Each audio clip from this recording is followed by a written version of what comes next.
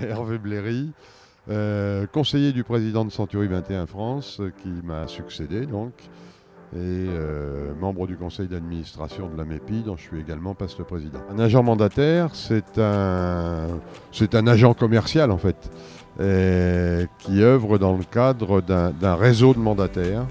Il y en a 96 en France à ma connaissance, mais dont une dizaine de significatifs, qui acquittent mensuellement pour être membre de ce réseau un ticket qui va selon les organisations entre 100 et 300 euros pour la plus chère, qui est destiné à leur donner accès à tout un service informatique, tout un service de formation, de soutien, etc. Ils perçoivent une commission un peu plus forte que lorsqu'ils œuvrent en tant qu'agent commercial dans une agence immobilière, où là généralement ils sont rémunérés 50% de la commission. Et ces réseaux de mandataires ont bâti leur progression en disant aux mandataires qu'ils emploient: vous payez un ticket fixe et vous bénéficiez de 70 à 90% de la commission, en sachant que la différence entre ces deux-là est en fonction d'une performance à atteindre pour franchir un certain nombre de paliers. Donc, pas vraiment. C'est une nouvelle forme d'exercice du métier en fait, et l'agent immobilier voit toujours un nouveau concurrent arriver avec beaucoup de crainte.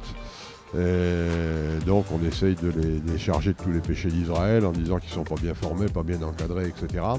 Ce qui est sûr, c'est que ce sont des gens isolés qui souvent agissent très loin de leur base, donc qui sont peu sous contrôle et peu accompagnés sur le terrain. Ce qui explique d'ailleurs d'une part leur relativement faible performance, puisque si je prends les performances moyennes des 5 majors dans les réseaux de mandataires, c'est 3 ventes à l'année, entre 2 ventes et demie et 3 ventes à l'année.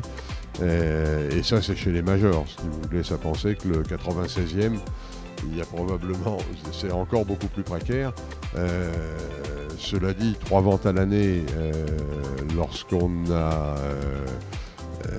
une activité à nourrir, c'est complètement insuffisant, ce qui explique qu'il y ait un gros turnover. Alors je vous parle de moyenne, et comme dans toute organisation, il y a probablement un petit pourcentage, autour de 5%, des agents mandataires qui réussissent parce qu'ils ont un talent particulier, parce qu'ils sont bien assimilés, ils sortent du lot. Mais pour la moyenne de l'espèce, c'est à faible performance, qui fait que c'est un travail qui s'exerce souvent à temps partiel, parce qu'ils ne peuvent pas vivre de leur activité et avec un turnover relativement important. Ceci posé, c'est une composante de la profession aujourd'hui, puisqu'il y a 96 réseaux qui regroupent grosso modo 18 000 agents mandataires, agents commerciaux. Donc, c'est une composante de la profession qui fait aujourd'hui autour de 6% de part de marché, du part de marché national, et qui compense la faiblesse de la production individuelle par un recrutement permanent et la mise sur le terrain d'agents commerciaux le plus nombreux possible. Pour être opposable au tiers, une vente immobilière doit être établie en la forme authentique et enregistrée. Or, les seuls habilités à établir un acte immobilier sous la forme authentique, c'est le notaire qui est en fait un officier public. Alors, les notaires ont le droit d'exercer la transaction à titre accessoire, mais ont pris, pour certains, l'habitude d'exercer la transaction parce qu'ils n'arrivaient que difficilement à vivre de leur ministère. Et donc, à un moment où les transactions étaient fortement ralenties, ont pris l'habitude de prendre pied dans la transaction immobilière en se positionnant un peu comme un concurrent, plus que comme un confrère des agents immobiliers. Cela dit, là aussi, il faut pas s'exagérer la chose, puisque les notaires sont crédités d'une part de marché nationale dans la transaction de l'ordre de 5%. Et ça ne représente en moyenne dans les études de notaire que 2,7% de leur chiffre. Donc c'est pour eux une activité qui reste relativement accessoire, sauf pour les notaires qui entretiennent un gros service transaction, mais ils sont peu nombreux. Oui, donc un acte accessoire. mais dans lequel, même s'ils tentent actuellement manifestement de se rapprocher des agents immobiliers en mettant à leur disposition un site qui est actuellement en test dans la région de Toulon et en disant, comme on le fait dans les fichiers communs, mettez vos mandats sur notre site et comme ça on pourra vendre vos mandats, vous pourrez vendre les nôtres.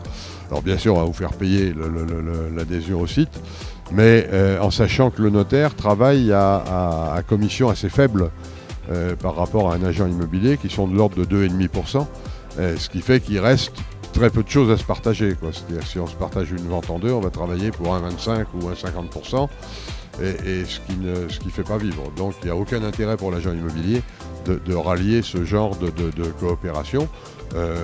Coopération qui par ailleurs est bonne, puisque l'agent immobilier est pour le notaire un pourvoyeur en fait de vente, sur lequel le notaire, bien évidemment, lorsqu'il dresse un acte, touche des honoraires. Le mandat exclusif est la seule façon de bien servir un client.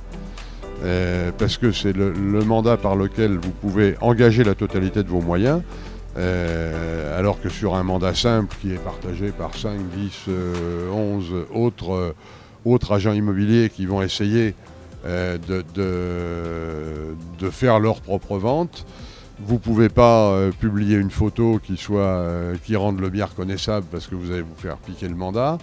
Vous ne pouvez pas faire des publicités coûteuses parce que vous n'avez qu'une faible chance de vendre. Vous avez grossièrement une chance sur 8 de vendre un mandat simple.